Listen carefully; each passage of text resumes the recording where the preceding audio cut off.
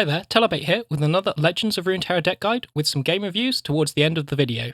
And in one of these game reviews, I had a really interesting matchup against a Trundle ramp deck. I know these ramp decks are everywhere at the moment, so if you want some tips for going up against these Trundle decks, definitely check out that game review towards the end of the video. For this deck, I wanted to build something around the Noxkraya Arena card. And this card is really interesting in my opinion. It means your strongest unit battles your opponent's weakest unit at the end of every turn. Because of this, you need to plan around it every turn, and it completely changes the game the moment it gets dropped down. Looking at the options with this card, I went with a Freeze archetype, and Freeze has a really strong synergy with Arena because of two reasons. Firstly, freezing units means your units won't take any damage from the combat at the end of each round. And secondly, but most importantly, you can use freezes to target which unit gets pulled in by Arena. So if they have something you really want to remove, like a Twisted Fate, you can freeze it, it gets pulled in with Arena, and you can guarantee it dies at the end of the round. So let's get into the deck. So for the centerpiece of the deck, I run the Noxkraya Arena. I only run two as I don't really want to draw multiple copies of this card. You really only want one on the board. Taking up two board spaces with landmarks really isn't that great with this deck, especially when you're trying to create a wide board and attack with a lot of units at once, which is your main game plan with this deck. Taking up two slots is just too costly. I run the standard freeze cards of Brittle Steel, Flash Freeze, Harsh Winds, and Icevale Archer. One thing that's important to note is Icevale Archer should be considered as a freeze and not as a 2-drop in this deck. It's pretty rare that you ever play this card on turn 2. Sometimes you do against aggro, but that's the only situation. In my version, I have an even balance of Flash Freeze and Brittle Steel, but this really depends on the meta. I like the Flash Freezes for against War Mother's decks and Brittle Steels against aggro decks like Discard Aggro, which we're seeing a lot of at the moment. And obviously, because we're running all the freeze cards, there's a lot of synergy with Ashe here, so it makes sense to include her. I'm also running 4 Challenger cards, which synergize really well with the freezes, which are 3 copies of Trifarian Glory Seeker and 1 copy of Rhinefang Wolf. I'm running more Glory Seekers just because I think in general they're stronger. I did run a lot of Rhinefang Wolf on the previous patch when there was a lot of Lee Sin, but after the Lee Sin and Make It Rain nerfs, that's switched my preference towards more Glory Seekers instead of Rhinefang Wolf. I run Avarosan Trapper in this deck, and he's just a solid free drop for any Freylord base deck. I'm running 3 copies of Avarosan Halfguard, and I did a lot of going back and forth between Avarosan Halfguard or Reckless Trifarian, and it was really difficult to make up my decision here. But I find Halfguard is better into slower decks as you outvalue them by buffing up your units a lot, and if you manage to play 3 Halfguards, getting +3 attack and +3 health on every unit is absolutely insane, and most decks can't handle that. But on the other end of things, against aggro, I also think Halfguard's better, because you can block with Halfguard and you can't with Trifarian. There are situations where Trifarian is really good against aggro. Sometimes they have to block it to stop getting damage in, and if you get Arena on 5, his strong stat lines means you can start getting really good trades off with Arena from the start. But this relies on you having both Reckless Trifarian and Arena on curve, so it's very situational, and I find Halfguard is just more consistent into the aggro matchups. I'm also running 2 copies of Armored Tusk Rider, and this is a really great synergy card with Arena. The weakest unit on your opponent's side of the board is rarely going to have 5 attack. Only in probably the mirror matchup would I say that's the case, or if you're against something with a lot of buffed up units like dragons, but either way, they're not that popular on ladder, so in general, your Armored Tusk Rider is just going to take no damage from any of the Arena trades. For some early cards, I run both Omen Hawk and Avarosan Sentry, and these are mostly just to be used as blockers, which can get you some value. Omen Hawk gets you the extra stats in some of your units, and Avarosan Sentry helps you get a card advantage. Because I'm running a lot of units with 5 or more attack in this deck, it makes sense to run Trifarian Assessor, which helps you get card advantage, and Reckoning, which is a great board control tool, especially against aggro decks. And given there are a lot of aggressive decks with wide boards at the moment, like Discard Aggro, Reckoning is really, really key in this deck, especially in this meta. To give us some interaction with our opponent's game plan, I've also included 3 copies of Culling Strike, and these synergize really well with freezes, because even if they have more than 3 attack, you can freeze the unit and then use Culling Strike to kill them anyway. And it's really crucial into some matchups. The matchup which I find the hardest with this deck, and it helps out a lot in, is definitely against Tahm-Kench Soroka. Finally, to round out the deck, I also include Sejuani. She's a strong champ with really good synergy with the rest of the deck. She has 5 attack, and she gives Frostbite. Also, she gives Vulnerable, which gives us more interaction with our opponent's game plan, which is really important in this deck, as our only real ways of interacting with our opponent are Culling Strike. Arena is okay, but it's always the weakest unit, so it can be difficult to kill the unit you want to sometimes. For a brief summary of the game plan with this deck, the first few turns you want to develop a wide board and control the board with freezes and your challenger units. Then usually you go in for the kill with a big swing using Ashe's leveled up effect, where all units with 0 attack can't block, so you freeze them all so they can't block, and then attack in with all your units and kill your opponent in 1 or maybe 2 turns. The situations where you don't draw Ashe or Ashe dies early on is where this deck becomes a bit more difficult to play, and that's where cards like Reckoning and Arena become really strong, because it allows you to remove your opponent's weak units, and that way you can get more attacks in onto your opponent's Nexus. Generally with this deck, most of your damage happens over 1 or 2 turns, so I wouldn't worry too much about getting in chip damage early on. One important tip with this deck is it's really important to protect your 5 attack units, because Assessor and Reckoning can always pull you out of very difficult situations, and even if you don't have them in hand, if you protect your 5 attack units, then you top deck them, you can get great value out of them the moment you draw them. For the mulligan, I always keep Omen Hawk, Avarosan Sentry, and Avarosan Trapper. If you've seen my previous videos, I generally try to simplify the mulligans as much as possible, but in this deck there are a lot of matchups where what you mulligan away really depends on what you're against. So for situational cards, I keep Trifarian Glory Seeker against decks which don't have good removal for it, so the things you're worried about generally are Vile Feast and Make It Rain. I also keep Culling Strike in matchups where it's strong, such as against Tahm Kench Soroka. I keep Ashe against any non-aggro deck, so if you're against a mid-range or a control deck, keep Ashe. And Avarosan Halfguard is also a keep against mid-range and control decks, just because if you drop him on curve, it allows you to outvalue your opponent, so it's really strong into these slower decks. So that's it for explaining the deck. Before we get into the game reviews, if you enjoyed the video so far, please hit that like button and subscribe if you don't want to miss my deck next week, looking at one of the new KDA cards. At the moment, I feel like it's going to be Feel the Rush, but that might change. So for this first game, we're against a Zed Lucian deck.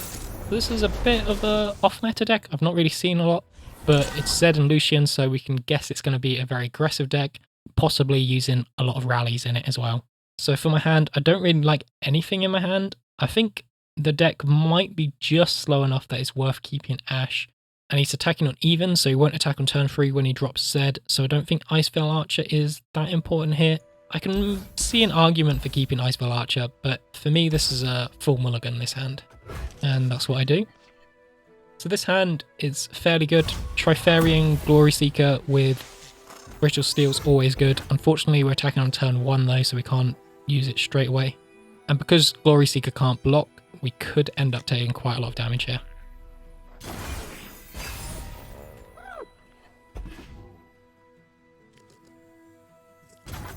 Turn 2 he passes, which is a good sign. It suggests he doesn't have any 1 or 2 drops in his hand, which is great because he's definitely an aggressive sort of deck.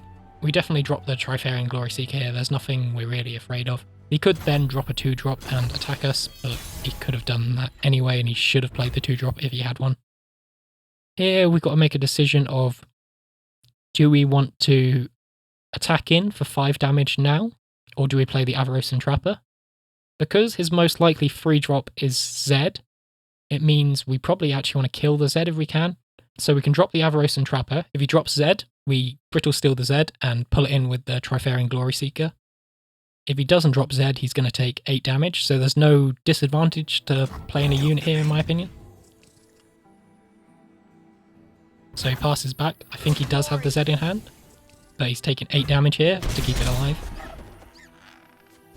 And there it is. So we still have the Brittle Steel here, and we can use the Brittle Steel on Zed and then block it with our 3/3 if we want to. Interestingly, he open attacks, and there's a few things to worry about if we use Brittle Steel here, which are things like double Sharp Sight maybe a Riposte, Twin Disciplines. There's so many things which could make it such bad value blocking here, so I think we just take the 6 damage and let Zed level here, because we can just pull him in and kill him next turn anyway.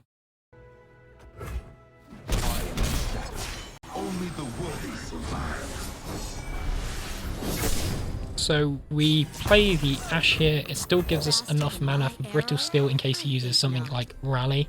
And I guess like the thing we're most afraid of here is if he rallies twice and attacks him with Zed. Oh, and he passes and burns 4 mana. That's great. Here it's a difficult decision of whether to open attack or not. Because of the way he's played and wasted a lot of mana, it does suggest that he doesn't have any units in hand and he's got a lot of spells. But at the same time, we have a lot of combat tricks of our own to use. I think it's a really difficult decision. I actually think the best play probably was to play Avarosan Sentry, which still gives us enough mana with Brittle Steel to freeze Zed, and then Ashe's effect can freeze whatever unit he would play anyway. But I can understand why I've decided to open attack here. So he uses Riposte, and that's kind of expected because the way he played last round suggested he did have some sort of combat trick in his hand. And this is definitely the big downside of not playing Avaros and Halfguard first. So now there's the big question of, do I use Culling Strike? And the big downside to using Culling Strike is it leaves us on 3 mana remaining, and if he has anything like a Notify, another buff, or Deny, a Culling Strike won't work. Given that Zed's the only unit that he played in the last few rounds, I would say his hand is absolutely filled with buff cards, and therefore it's very unlikely the Culling Strike will work, and I'd rather save the mana and use Avaros and Halfguard, or maybe even Arena instead.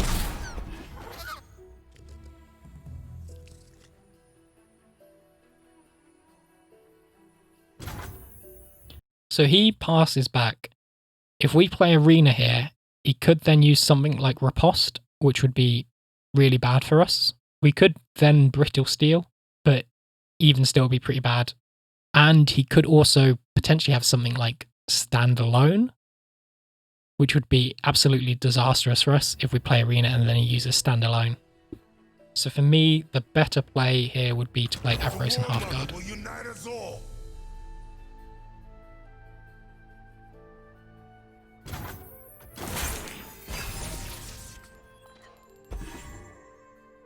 So we've got quite a few options in our hand. I think Yeti plus Arena is probably looking the most promising, but it does depend what he plays.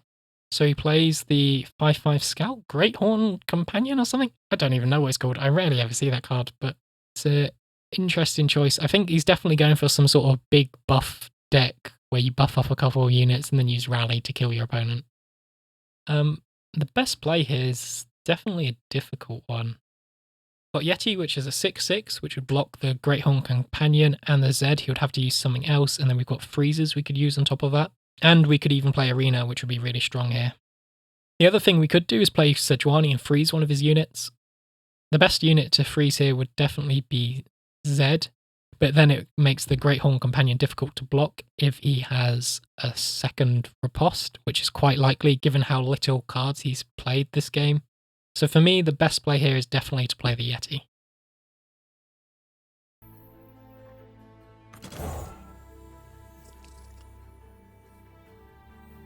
But interestingly, I go for the Sejuani route and onto the Great Horn Companion. And this is, I guess, it's okay. We still got the Brittle Steel to freeze the Zed.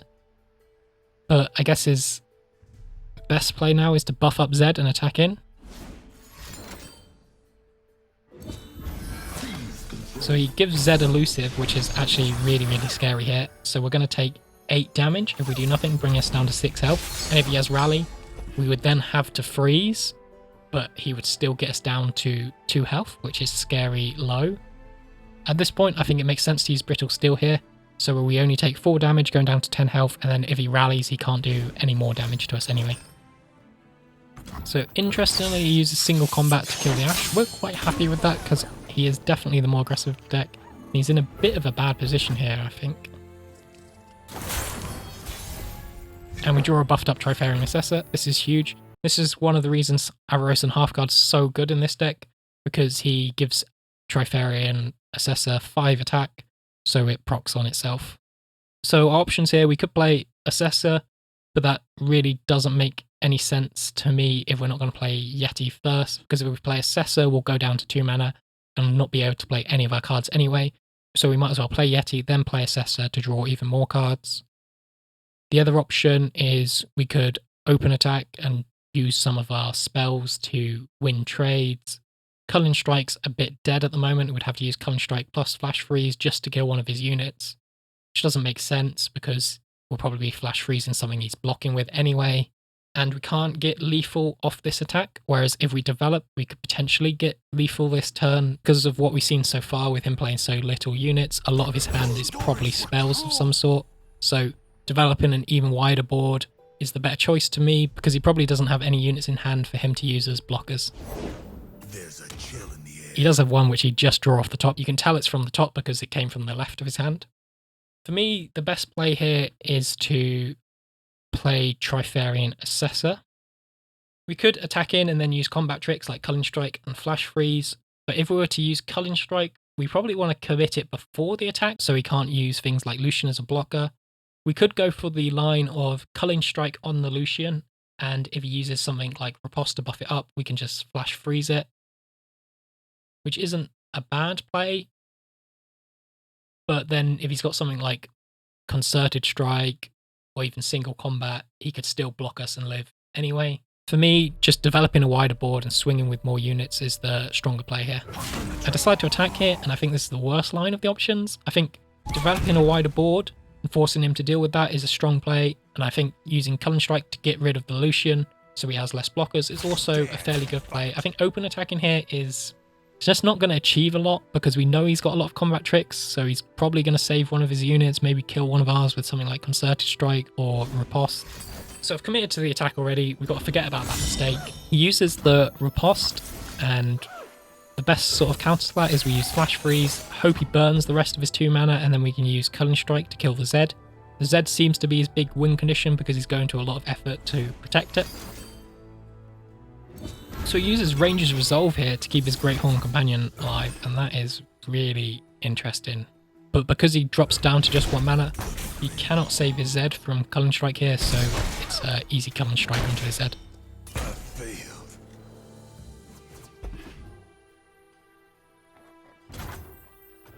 So on this turn, we've got a great Trifarian Assessor play here. We're going to play it, get a ton of draws, and at this point, the game is probably over just because we have such a huge board and card advantage.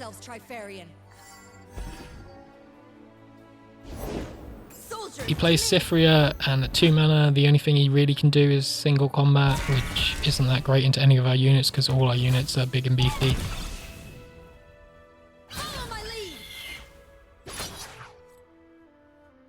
So at this point, I think we just trade with his unit. We don't have a good trade in Cyphria. He doesn't have enough mana for Rally though, so there's no point blocking into it at this point.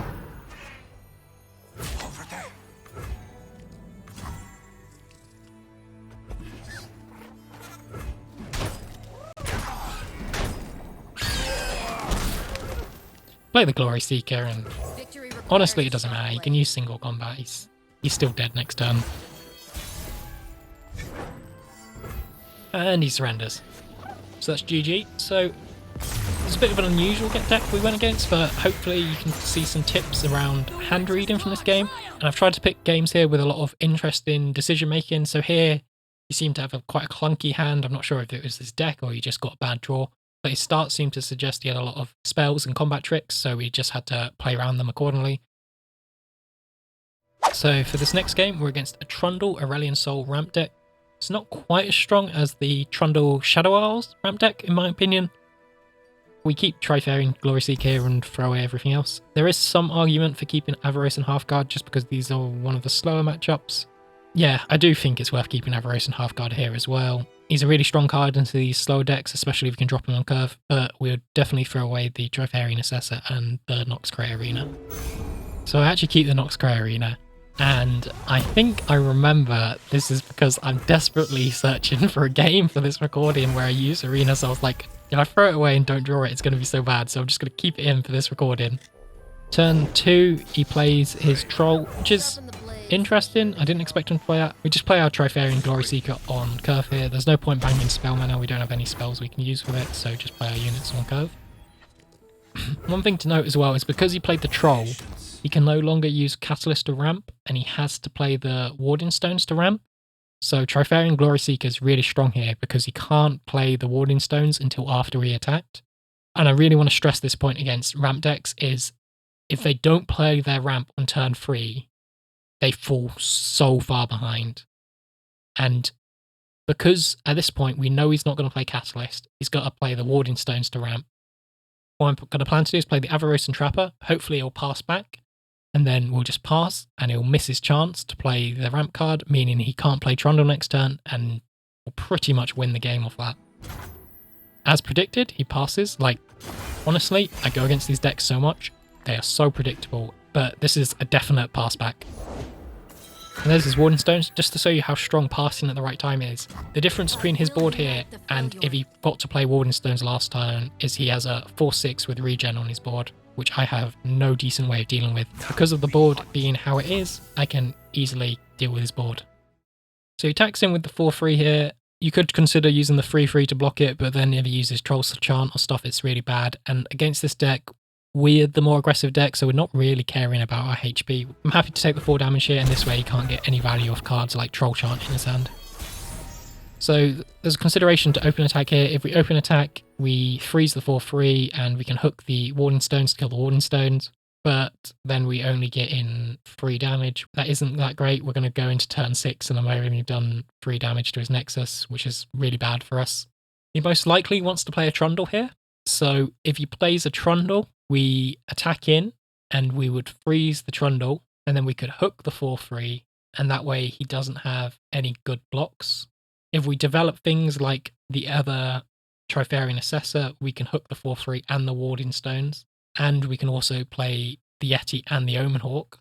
So I kind of like that line of play the most. If we play the Yeti plus the Trifarian Assessor this turn, then when he plays Trundle, we freeze the Trundle, we hook the Troll, we hook the Warding Stones, and that way he's going to take a lot of damage this turn.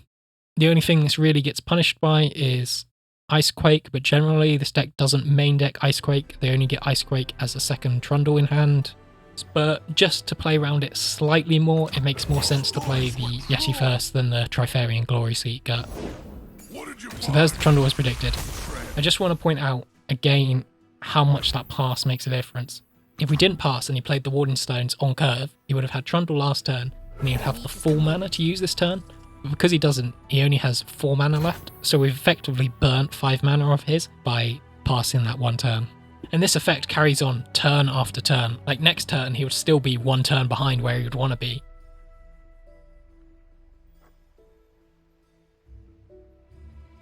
So I do play the Omen Hawk here, which is really not respecting an Avalanche.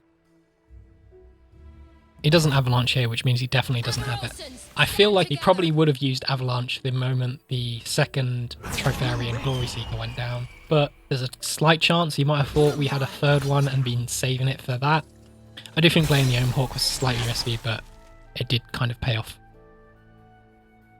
And we attack in, as mentioned before, by hooking the Warding Stones and the 4/3, and Trundle gets frozen, and he'll probably block one of our 5 attack units with his Trundle, but we'll still get in 8 damage.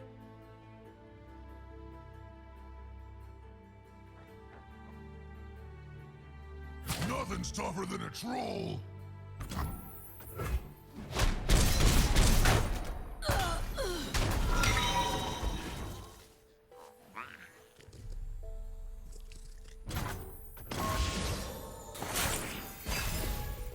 I think the best play at the moment is to play Trifarian Assessor on this turn. The only thing we really lose to is something like an Icequake. The Arena, which means if he uses Icequake, his Trundle will die and we'll both have empty boards, but at that point we would have 3 cards in hand and he would have 6, so that would be a pretty bad position. I think we just play Assessor to try and build up our card advantage again. We could be a little greedy and play the half guard first, but because both Ashe and Glory Seeker are in Icequake range, I would rather play the Assessor first. Oh, but he plays the Broadpack Protector here, so at this point I think we play the Trifarian half-guard first. We could even play the Arena here. I actually really like playing the Arena here. I think that might be the best play. So I do play the Arena, and the Arena is really good here. It means his Broadpack Protector will die because my Yeti will fight it, and then he'll do the healing and his Broadpack Protector's dead. The only argument for keeping it alive is that it's an extra freeze target for something like Harsh Winds, but Ashe is 4 freezes away from leveling up, so that doesn't matter anyway. So we have a full board here. We are still afraid of Icequake at this point, so I think the best play is to open attack and then hook Trundle with our Trifarian Glory Seeker. And he has no response in hand. That's great. So that's GG. So hopefully you got from this game how passing at the right time to interrupt your opponent's key turns, which is turn 3 against ramp deck because they really need their ramp, can get you big advantages, which allows you to beat them. Even though you're like, I'm the aggressive deck here, I need to get attacks in all the time. Sometimes punishing your opponent for being greedy is the best course of action. And in my experience on ladder, a lot of ramp deck players are really greedy with how they use their ramp. So it wasn't the case in this game, but the big one is Usually they'll wait for you to attack on turn 3 and then use their Catalyst of Aeons. However, if they just pass, waiting for you to attack, and you pass back, they miss their chance to use the ramp and then they fall a turn behind. That's the big one you can punish, and that happens all the time. That's all for this video. If you enjoyed the video or the deck, please hit that like button. I upload every Wednesday, so subscribe to make sure you don't miss my next deck. Until next time, thanks for watching and have a good day.